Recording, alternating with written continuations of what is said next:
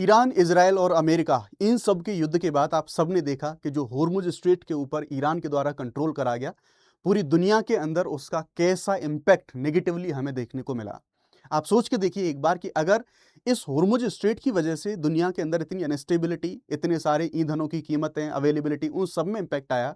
आप सोच के देखो अगर इससे भी ज़्यादा ज़रूरी कोई दुनिया का ऐसा चोक पॉइंट हो जो कि खतरे में हो, अगर उस पर कोई डिस्टर्बेंस क्रिएट हो जाता है तो क्या स्थिति बन सकती है। अब रिसेंटली यहाँ पर बहुत सारे आर्टिकल पब्लिश हुए जिनमें अभी जो यूएस है, यूएस और इंडोनेशिया के कुछ जो एग्रीमेंट्स हैं वो एग्रीमेंट्स हो रहे हैं, या फिर ऐसा बोला जा रहा है कि अब यूएसए की जो नज़र है होर्मुज स्ट्रेट के बाद में अब वो स्ट्रेट ऑफ मलक्का उसके ऊपर देखने को मिली है। और ये जो स्ट्रेट ऑफ मलक्का है ये चाइना के लिए तो बड़ी इंपॉर्टेंट है, ये स्ट्रेटेजिक है ये, लेकिन चाइना के लिए बड़ी चिंता भी है क्योंकि ट्रंप का जो रुख है अब स्ट्रेट ऑफ मलक्का की तरफ होता हुआ हमें देखने को मिल रहा है। लेकिन साथ ही साथ भारत के लिए भी ये काफ़ी चिंताजनक स्थिति है क्योंकि इंडिया के लिए भी ये एक वाइटल रोल है, वो प्ले यहाँ पर करता है। नमस्कार, मेरा नाम है शुभम सिसोदिया और let's crack UPSC CSE Hindi पे आप सबका बहुत बहुत स्वागत है। इस पूरे मुद्दे के बारे में हम समझने की कोशिश करेंगे कैसे चाइना की जो 2003 से जो चिंता थी, उस चिंता को अब और गहरा होता हुआ हम लोग यहाँ पर देख रहे हैं। क्या हुआ है, क्या इसके इम्पैक्ट होंगे और इस जगह की इंपॉर्टेंस क्या है, क्या आने की आगे की फ्यूचर जो पॉसिबिलिटीज़ हैं वो हो सकती हैं, उन सब चीज़ों को हम समझने की कोशिश करेंगे इस वीडियो के अंदर। तो जैसा मैंने आप लोगों को बताया, आपने बहुत सारे जो ऐसे आर्टिकल हैं वो न्यूज़ मीडिया में पब्लिश होते हुए यहाँ पर देखे होंगे कि किस तरह से जो डोनाल्ड ट्रंप है उनका प्लान है कि जो ईरान के अगेंस्ट में, या फिर मैं कहूँगा जो ऐसे चोक पॉइंट्स हैं दुनिया में जो फ्यूल या फिर सप्लाई चेन है उसमें वाइटल रोल प्ले करते हैं, उनके ऊपर वो नियंत्रण करें। इससे भी ज़्यादा यहाँ पर अब बात करी जा रही है जो स्ट्रेट ऑफ मलक्का है, उस स्ट्रेट ऑफ मलक्का के बारे में। तो आप यहाँ पर देख सकते हैं, यहाँ पर हम मेजर जो चीज़ें उनको फोकस करेंगे। Is US eyeing the Strait of Malacca after Hormuz, why does this route matter to India, इसी सब चीज़ को हम यहाँ पर समझने की कोशिश करेंगे। सबसे पहले मैं आपको बताना चाहता हूँ ये सारी चीज़ों के पीछे बैकग्राउंड में जो इशू है वो क्या चल रहा है, फिर मैं कहूँगा जो घटनाक्रम है वो क्या चल रहा है। तो आप सबने ये न्यूज़ देखी होगी, अभी रिसेंटली जो इंडोनेशिया है और यूएस है, उनके जो ऑफिशियल्स हैं वो बैठे और उनके बीच में एक डिफेंस लेवल पे जो एग्रीमेंट्स हैं वो यहाँ पर चल रहे हैं। उन एग्रीमेंट में ये बात करी गई कि जो इंडोनेशिया है अपने एयर स्पेस को यूएस की जो एयर फोर्सेज हैं उनके लिए भी एक्सेसिबल कराएगा, यानी कि यूएस की जो एयर फोर्स हैं इस स्ट्रेट ऑफ मलक्का वाले रीजन में यहाँ पर वो अपनी उड़ान भर सकती हैं, यहाँ पर अपने ऑपरेशंस को चला सकती हैं। अब बहुत सारे लोगों को ये हुआ कि ये पैक्ट हो चुका है, बहुत सारे लोगों में ये बात हुई कि ये समझौता हो चुका है। लेकिन आपके लिए मैं अभी बता दूं जो इंडोनेशिया का स्टैंड है, इंडोनेशिया ने ये कहा है कि अभी हमने पूरी तरह से यूएसए को एक्सेसिबिलिटी नहीं दी है, पूरी तरह से अभी हमने अमेरिका को इसकी जो पहुंच है या फिर ये जो सुविधा है ये सुविधा नहीं दी है। अभी अमेरिका की इस रिक्वेस्ट को हम लोग रिव्यू कर रहे हैं, उसके बाद हम यहाँ पर डिसाइड करेंगे। इंडोनेशिया का स्टैंड यहाँ पर पूरा हमें ये देखने को मिलता है। और आप देख सकते हैं ये जब सारी चीज़ें मिली उसके बाद में जो सेक्रेटरी ऑफ वॉर जो हैं उनके द्वारा ये जो एक्स पर इनका जो हैंडल है वहाँ पर उन्होंने इस चीज़ को यहाँ पे पोस्ट करा। अब आपको मैं बताना चाहता हूं कि ये स्ट्रेट इतनी ज़्यादा ज़रूरी हो क्यों रही हैं, और यहाँ पर जो मलक्का स्ट्रेट है ये भारत के साथ साथ दुनिया के लिए, स्पेशली जो रीजनल पावर्स हैं चाइना, इंडिया जैसे, ये इनके लिए इंपॉर्टेंट क्यों है और यूएस यहाँ पर क्यों अपनी बढ़त है उसको बढ़ाना चाह रहा है। दरअसल ये जो शब्द है स्ट्रेट, जिसे जलडमरू मध्य के नाम से भी हम जानते हैं हिंदी के अंदर, तो ये बेसिकली पानी का एक सकरा हिस्सा होता है और एक ऐसा सकरा पार्ट होता है पानी का जो दो बड़े वाटर बॉडीज को कनेक्ट करता है, और दो लैंड होते हैं, उन दो बड़े लैंड को ये अलग कर रहा होता है, लेकिन दो बड़ी वाटर बॉडीज को जोड़ता है ये। अब क्या इसकी इंपॉर्टेंस है, स्ट्रेटेजिकली कैसे इंपॉर्टेंट है, उन सब चीजों के बारे में तो बात करेंगे। लेकिन मैं आपको यहां पर इसकी स्थिति दिखा देता हूं। यहां पर इंडिया, यहां पर आप देखेंगे हमारा अंडमान सी और यहां पर हमारे आइलैंड्स हैं अंडमान निकोबार, जिनके बारे में बात करेंगे, इसलिए भी इंपॉर्टेंट हो जाती है। और ये रहा आपका यहां पर स्ट्रेट ऑफ मलक्का। अगर आप यहां पर देखोगे तो ये जो रेड कलर में आपको दिख रहा होगा, यहां पर ये जो वाला पास है बहुत सकरा सा पानी का रास्ता है। और ये जो सकरे से पानी के रास्ते से आप यहां पर देखेंगे कि ये जो पैसिफिक ओशियन यानी कि प्रशांत महासागर है, प्रशांत महासागर से हिंद महासागर को यहां पर जोड़ रहा होता है, यानी कि यहां से और यहां की जो मूवमेंट है उसको ये सकरा पानी का हिस्सा है, ये इसको यहां पर जोड़ रहा है। अब भारत के लिए वाइटल ये क्यों है, चाइना के लिए इंपॉर्टेंट क्यों है और यूएस यहां पर क्यों एंट्री मारना चाहता हूं, सब चीजों के बारे में बताऊंगा। लेकिन आप इस स्ट्रेट के पास में जो एक पोजीशनिंग है, यहां पर हमारा अंडमान एंड निकोबार द्वीप समूह, जहां पर हमारी सेना, चाहे नेवी के बारे में बात करूं, चाहे हमारी ट्राई जो सर्विसेज हैं उनके बारे में बात करूं, कमांड्स के बारे में बात करूं, वो यहां पर डिप्लॉयड है। इसलिए इंडिया के लिए सारी स्ट्रेटेजिकली काफी जरूरी हो जाती है। और स्पेशली मैं बात करूं चाइना को कंट्रोल करने के मामले में 2003 वाला जो मामला था उसको अभी मैं आपके सामने यहां पर एक्सप्लेन कर रहा हूं। आइए अब सबसे पहले हम यहाँ पर बात करते हैं मलक्का स्ट्रेट का, एक छोटा सा इंट्रोडक्शन देखते हैं, फिर ये क्यों इंपॉर्टेंट है उन सब चीजों को समझने की कोशिश करेंगे। तो मैंने जैसा यहाँ पर बताया, ये हिंद महासागर को प्रशांत महासागर से जोड़ता है। आप यहाँ पर देखोगे ये रहा इंडियन ओशियन, ये रहा आपका पैसिफिक ओशियन, और आप यहाँ पर देखेंगे ये है आपका यहाँ पर स्ट्रेट ऑफ मलक्का, जो कि इन रीजन्स को जोड़ रहा होता है। अब ये जो रीजन है आप यहाँ पे देखेंगे, अगर देखो अभी जो सारी समस्या चल रही थी होर्मुज स्ट्रेट के बारे में, तो अभी होर्मुज स्ट्रेट में आप लोग यहाँ पर देखेंगे कि जो पूरा हमारा जो फ्यूल की सप्लाई है, उस फ्यूल की सप्लाई के लिए बहुत इंपॉर्टेंट मामला था ये, पूरी दुनिया के अंदर आपने देखा। लेकिन ये जो मलक्का स्ट्रेट है ना, ये फ्यूल के साथ साथ ओवरऑल जो हमारा व्यापार है उस व्यापार के लिए इंपॉर्टेंट है। उसकी इंपॉर्टेंस अभी कुछ डेटा के साथ में यहाँ पर समझने की कोशिश करेंगे। तो इंडोनेशिया का जो सुमात्रा द्वीप है और मलेशिया और थाईलैंड, इनके बीच में ये स्थित है। यानी कि जो अभी पहले वाली इमेज के अंदर मैंने आपको यहाँ पर दिखाया, ये इनके जो कुछ आइलैंड्स वगैरह हैं वो आपको यहाँ पर देखने को मिलेंगे। ठीक है, अब जैसा मैंने बताया कि ये जो मार्ग है एशिया को वेस्ट एशिया और यूरोप से जोड़ता है। जैसे मैंने बताया कि मान लो यहां से होके जो कार्गो एंड शिप्स हैं, ये आपको इसकी इंपॉर्टेंस यहाँ पर इन इमेजेस को देख के समझ में आ रही होगी कि किस तरह से जो ट्रेड रूट है उस ट्रेड रूट के लिए इंपॉर्टेंट है। यानी कि यहां से एशिया वाला पार्ट ये इस तरह से यूरोप से, और इस तरह से यहाँ पर अभी जो कुछ अल्टरनेटिव रूट है वो किस तरह से यहाँ पर बनाने की कोशिश करी जा रही है उनके बारे में भी समझने की कोशिश करेंगे। लेकिन इस तरह से व्यापार के लिए काफी इंपॉर्टेंट है। भारत के साथ साथ चाइना के लिए भी ये काफी महत्वपूर्ण यहाँ पर हो जाता है।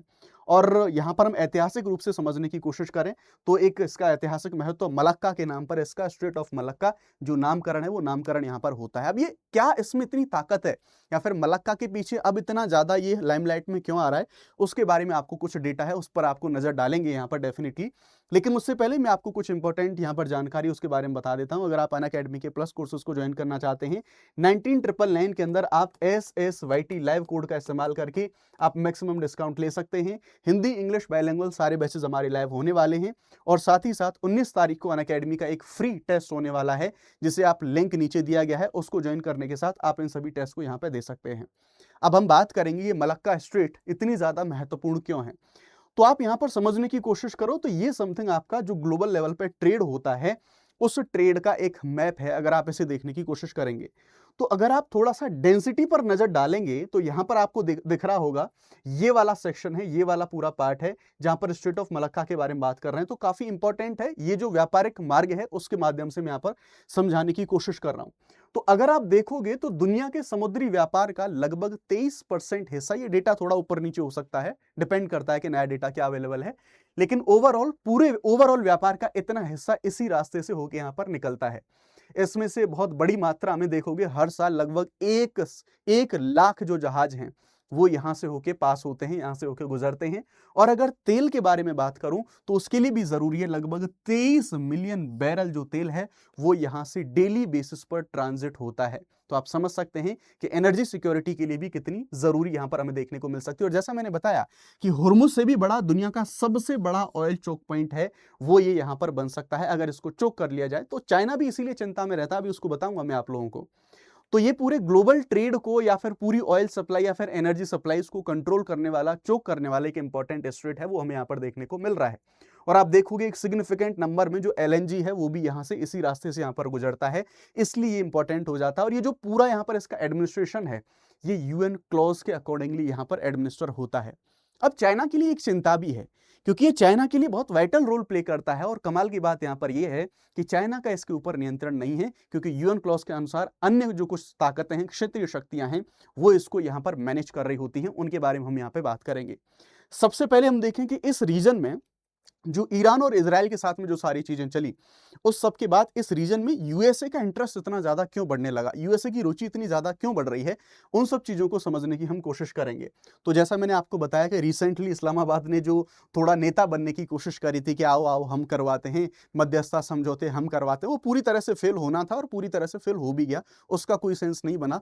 अब उसके बाद अमेरिका हुर्मुज स्ट्रेट के साथ साथ स्ट्रेट ऑफ मलक्का, यानी कि जो दुनिया के चोक पॉइंट्स हैं उनकी इंपॉर्टेंस उसको ज्यादा और समझ में आई है, और उन सब चीजों पर नियंत्रण बढ़ाने की जो कोशिश है वो कोशिश उसकी यहां पर करी जा रही है। और अभी जो समझौता हुआ है वो समझौते के तहत मैंने आपको बताया कि जो हवाई क्षेत्र पर कंट्रोल या फिर एक्सेसिबिलिटी में कहूं वो लेने की बात करी जा रही है, जो कि अभी अंडर रिव्यू है। इंडोनेशिया के जो स्टेटमेंट है उनके अकॉर्डिंगली अगर मैं यहां पे बात करूं तो इससे होगा क्या, जो मिलिट्री पहुंच है, जो मिलिट्री की ताकत है, वो वहां पर और डिप्लॉय हो जाएगी यूएस की। और डेफिनेटली ये चिंता की बात है भारत के लिए भी और चाइना के लिए भी। लेकिन चाइना इन सब चीजों को किस तरह से काउंटर करने की कोशिश कर रहा है, उन सब चीजों को भी समझने की कोशिश करेंगे। चाइना वाला मुद्दा थोड़ा सा इंटरेस्टिंग है क्योंकि उसने कुछ कुछ जो प्लानिंग्स हैं वो करके रखी हुई हैं। लेकिन मैं पहले आपको भारत के बारे में बताता हूं कि भारत के लिए चिंता का विषय क्यों है। अगर स्ट्रेट ऑफ मलक्का जो है उसके ऊपर कोई किसी तरह का डिस्टर्बेंस या फिर कोई कैसा भी कंट्रोल देखने को मिले तो भारत के लिए समस्या वाली बात क्यों हो जाती है। तो देखो, जैसा मैंने आपको बताया था कि अंडमान एंड निकोबार द्वीप समूह है उसके काफी नजदीक है। तो अगर वहां पर कोई बाहरी शक्ति या फिर कोई बड़ी पावर अपना डोमिनेंस दिखाती है तो एक चैलेंज तो स्ट्रेटेजिकली हमें वो मिलेगा, पहली बात। दूसरी बात, इंडिया का जो लगभग व्यापारिक जो हमारा पूरा ट्रेड है, 55% व्यापार इसी रास्ते से गुजरता है भारत का। तो आप समझ सकते हैं अगर कोई भी कैसा भी इस मामले पर कोई तनाव बढ़ा या फिर चाइना के साथ कोई डिस्टर्बेंस हुआ, कोई समस्या हुई इस पूरे क्रम में, तो भारत के ऊपर बड़ी समस्या पर आ सकती है क्योंकि 55% ट्रेड हमारा इसी रास्ते से यहां से गुजर रहा है।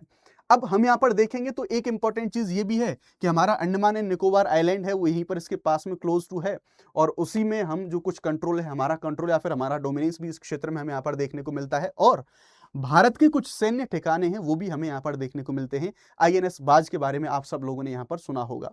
तो हमारी स्ट्रांग जो एक हमारा ट्राइड होती है सभी फोर्सेस की, वो अंडमान निकोबार द्वीप समूह के अंदर मौजूद है जो कि मलक्का स्ट्रेट के एकदम नजदीक है, इसलिए हमारे लिए इंपॉर्टेंट हो जाता है। ठीक है, अब इसके बाद हम देखेंगे एक लीवरेज पॉइंट है। हालांकि भारत के लिए एक अब देखो, अंडमान निकोबार द्वीप समूह में हमारी तीनों सेनाओं की उपस्थिति बहुत मजबूत तरीके से होना, ये हमें चाइना के ऊपर एक अच्छा खासा डोमिनेंस देती है।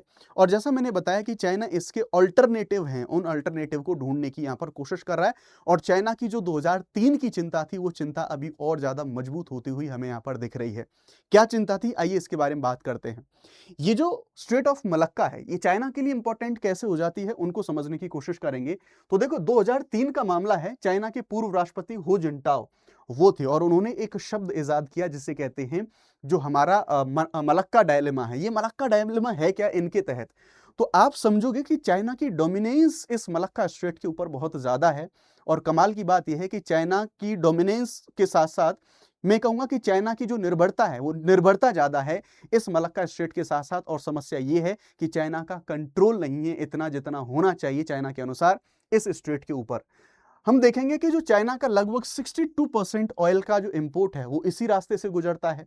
और इस कंडीशन में देखेंगे तो अगर 2024 के डेटा के अनुसार हम बात करें तो लगभग 80% जो एनर्जी है वो मलक्का के जरिए ही आता है, जो एनर्जी का इंपोर्ट करा जाता है चाइना के द्वारा, इसलिए चाइना के लिए वाइटल हो जाता है, काफी इंपॉर्टेंट हो जाता है। अब इसके लिए देखो, चाइना है वो, चाइना हमेशा बहुत लंबी जो प्लानिंग है वो करके रखता है। और जैसे ये शब्द आया जो मलक्का डायलेमा, उसके बाद से चाइना ने इसके पीछे काम करना शुरू कर दिए भारत की चिंता को देखते हुए, क्योंकि भारत के लिए इंपॉर्टेंट है। अंडमान निकोबार द्वीप समूह में हमारी सेनाएं मौजूद है, वहां पर हमारा जो ट्राइड है वो वहां पर मौजूद है। ऐसी कंडीशन में अगर कभी चाइना के साथ हमारा कभी कोई तनाव बढ़ता है या फिर युद्ध जैसी स्थिति होती है, तो अगर हमने उसको चोक कर दिया, अगर उसको हमने ब्लॉक कर दिया, तो वैसी कंडीशन में चाइना के ऊपर सैन्य या फिर व्यापारिक आर्थिक तरीके से कोई घेराबंदी ना हो जाए, इसलिए चाइना उसके कुछ जो वैकल्पिक मार्ग हैं, उन वैकल्पिक रास्ते हैं, उनको ढूंढने में काफी लंबे समय से लगा हुआ है और उनके ऊपर वो कंटिन्यूसली काम भी कर रहा है। तो आप देखेंगे चाइना ने म्यांमार पाइपलाइन, रशिया बीआरआई यानी कि रशिया के साथ में मिलकर बीआरआई जैसी चीजें, अभी मैं कुछ मैप में आपको चीजें यहाँ पे दिखाने वाला हूं, लेकिन स्टिल उन सब चीजों पर काम चल रहा है। और अभी भी जो डिपेंडेंसी है वो स्ट्रेट ऑफ मलक्का के ऊपर काफी हद तक बनी हुई है चाइना की, अगर इसके बारे में हम यहाँ पर बात करेंगे। मतलब कुल मिला के अगर इस पूरे रीजन में मलक्का स्ट्रेट के ऊपर अगर कोई भी कैसा भी डिस्टर्बेंस बनता है, यूएस की मौजूदगी ज्यादा बढ़ती है या फिर भारत डोमिनेंस होता है या फिर कोई भी कैसी भी समस्या होती है, तो चाइना की इकोनॉमी के साथ साथ चाइना के सैन्य, उन सब चीजों के ऊपर एक नेगेटिव एस्पेक्ट है वो हमें यहां पर देखने को मिलेगा। नाउ समझने की कोशिश करते हैं, इन सब चीजों से निपटने के लिए चाइना कुछ कुछ एक्टिविटीज कर रहा है। और आपने सुना होगा लंबे समय से चाइना के द्वारा कुछ लंबे समय से सी बेड का जो सर्वे है, समुद्र की जो सी बेड हैं उनका सर्वे किया जा रहा है बहुत लंबे समय से। ये र्यूटर्स का आर्टिकल है, आपने देखा होगा कि चाइना चुपचाप तरीके से या फिर लंबे समय से ओशियन जो फ्लोर है उसकी मैपिंग यहां पर कर रहा है। और वो एक इस तरीके से जो सबमरीन वॉरफेयर है या फिर एक जो उसका कॉन्सेप्ट है नेवी को, ब्लू नेवी को बिल्ड करना, वो यहां पर इमर्ज होता हुआ हमें देखने को मिलता है कि बड़े पैमाने पर समंदर के नीचे जो मैपिंग है वो मैपिंग कर रहा है चाइना यहां पे। और समुद्री तल का सर्वेक्षण बड़े स्तर पर यहां पर कर रहे हैं, so that submarine warfare warfare में वो मदद करेंगी। ये सारी चीज़ें आगे के खतरों को देखते हुए चाइना के द्वारा सारी एक्टिविटीज़ यहाँ पर हमें देखने को मिल रही हैं और फ्यूचर में ब्लू वाटर नेवी है वो विकसित करना चाहता है चाइना इन सभी एक्टिविटीज़ के बाद में। अब इन सभी चिंताओं को देखते हुए चाइना ने कुछ और जो अपने जो कुछ ऐसे स्टेप हैं वो यहाँ भी लिए। 2003 में जो ये मलक्का डायलेमा वाली जो कंडीशन आई थी उसके बाद में, क्योंकि आप देखेंगे ज़्यादातर इनका जो इंपोर्ट एक्सपोर्ट है वो अभी यहीं से, इस तरह से जो व्यापार है इसी मलक्का स्ट्रेट से होता हुआ हमें देखने को मिल रहा है, क्योंकि यही मेन रीजन है, क्योंकि उधर ऊपर की तरफ तो पानी वाली जो एक्सेसिबिलिटी है वो इतनी नहीं है। तो अब ये क्या कर रहे हैं कि इस रूट पर अपना ऑल्टरनेट एक मामला स्टैब्लिश करने की कोशिश कर रहे हैं कि इस पर हम निर्भर ना रह सकें। अब इन्होंने क्या किया है, म्यांमार यानी कि जो बर्मा से लेके चाइना तक के लिए एक्सेसिबिलिटी है उसको स्टैब्लिश करने की कोशिश करी जा रही है, यानी कि एक विकल्प बनाने की कोशिश कर रहे हैं कि अगर यहां से कोई भी समस्या होती है तो इस वाले रूट से ये लोग जा सकें, अपना काम चला सकें। तो इसलिए हम देखेंगे कि जो सबसे बड़ी समस्या यहां पर यह है, चाइना की एक वल्नरेबिलिटी है कि जिस पर उनकी इतनी ज्यादा डिपेंडेंसी है उसके ऊपर उनका अधिकार ही नहीं है, वहां पर उनका डोमिनेंस ही नहीं है। अब जो मैंने एक टर्म की बात करी कि 2003 में जो टर्म निकल के आया मलक्का डायलेमा, ये मलक्का डायलेमा बेसिकली होता क्या है इसको समझने की कोशिश करते हैं। क्यों बोला जाता है इसको मलक्का डायलेमा या फिर दुविधा के नाम से इसको क्यों जाना जाता है, उसमें सबसे पहला पॉइंट हम समझेंगे कि एक ही मार्ग पर जो चाइना है उसकी बहुत ज्यादा निर्भरता है, वो निर्भरता हमें देखने को मिलेगी। जैसा मैंने आपको बताया कि 60 से 80% तेल आयात वो मलक्का से ही होता है इनका, है ना। तो जैसे मैंने आपको बताया वेस्ट एशिया, साउथ चाइना सी, चाइना को इस तरह से जोड़ता है ये पूरा मार्ग, जिसका मैप मैं ऑलरेडी आपको यहाँ पर दिखा चुका हूं। और अगर इस रास्ते में कोई भी कैसा भी डिस्टर्बेंस आता है तो चाइना की ऊर्जा सुरक्षा के लिए ओवरऑल स्ट्रेटेजिकली उसके लिए काफी नेगेटिव पॉइंट है, वो यहां पर ये साबित होगा। दूसरा, ये बहुत सकरा और असुरक्षित मार्ग है, यानी कि चोक पॉइंट है तनाव की स्थिति में, युद्ध में, लड़ाई की स्थिति में, क्योंकि अंडमान निकोबार द्वीप समूह में हमारी सेनाओं की उपस्थिति बहुत डोमिनेंटली है वहां पर। तो अगर लड़ाई की स्थिति में हम इसे चोक कर सकते हैं, चाइना की घेराबंदी यहां पर हो सकती है। अगर इसे ब्लॉक कर दिया जाए तो युद्ध और तनाव में इसको चाइना को यहां पर बाधित करा जा सकता है। और जैसा मैंने बताया कि इसका जो नियंत्रण है वो चाइना के पास में नहीं है। क्यों? क्योंकि इस क्षेत्र में जो अमेरिका, जो कि चाइना का ध्रुव विरोधी है, उसके जो सहयोगी हैं उनका डोमिनेंस है, या फिर उनके द्वारा इस मलक्का स्ट्रेट को यहां पर डोमिनेट किया जाता है। जैसे आप कुछ देखेंगे, इंडोनेशिया रहा, मलेशिया रहा, सिंगापुर रहा, इनके द्वारा इसका जो डोमिनेंस है वो यहां पर किया जाता है। अब जैसा मैंने बताया कि भारत का भी सामरिक प्रभाव है अंडमान निकोबार द्वीप समूह में, यानी कि ऐसे मार्ग पर चाइना का पूरा सिस्टम निर्भर कर रहा है जो कि चाइना के डोमिनेंस में है ही नहीं। चाइना की जो विरोधी ताकत है, वो विरोधी ताकतों के जो सहयोगी हैं वो यहां पर इन सब चीजों को मैनेज कर रहे हैं। अब हम बात करेंगे अगली समस्या। जैसे मैंने बताया कि अगर खतरा हुआ, तनाव हुआ, तो वैसी कंडीशन में ब्लॉक या फिर नियंत्रित करा जा सकता है। अब चाइना के लिए इतना बड़ा मुद्दा क्यों है? क्योंकि ऊर्जा आयात यहीं से होता है, ऑलरेडी बता चुका हूं, एनर्जी वाला मामला, और बाधा भी अगर थोड़े समय के लिए भी बाधा होती है तो ओवरऑल चाइना जो अपने मैन्युफैक्चरिंग के लिए, अपनी इंडस्ट्री के लिए जाना जाता है, ओवरऑल चाइना की ये सारी चीजों में डिस्टर्बेंस हमें देखने को मिल सकता है। ये समस्या हो सकती है, इसलिए वाइटल यहां पर ये हो जाता है। पर वो चाइना है, हमेशा चाइना कुछ ना कुछ अल्टरनेट या फिर सॉल्यूशंस है उनके साथ काम कर रहा होता है, क्योंकि 2003 का मुद्दा है तो चाइना अब तक तो चुप बैठेगा नहीं।